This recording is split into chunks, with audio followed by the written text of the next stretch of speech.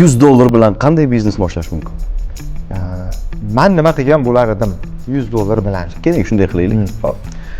Agarda $100 pulim bo'lganda, bozorga borar edim. Yaxshi kostyum, shim, tufli, galstuk olgan bo'lar edim. Bundan keyin bitta kitob bor.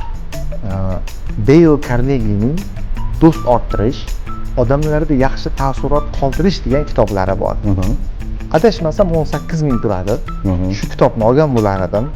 O'qib, tushunib, keyin biron bir ishlab chiqaruvchi korxonaga borgan bo'lardim.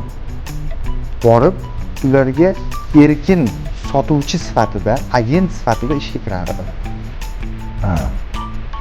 Agar erkin sotuvchi sifatida ishga kirsam, ular meni ish vaqtimda nazorat qilmaydi, lekin men ularning mahsulotini sotib, sotganim hisobidan foyda olgan bo'lar edim.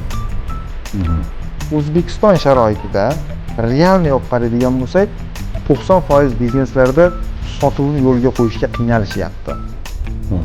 Agar borib realniy sotuvingizni oshirib beraman degan taklif bo'lsa, 1% dan 5% gacha biznesmenlar foiz, ya'ni pul berishga rozi.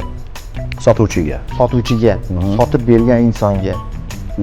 Bu dollarda olib qaraydigan bo'lsak, $500 dan $5000 gacha bo'lishi mumkin.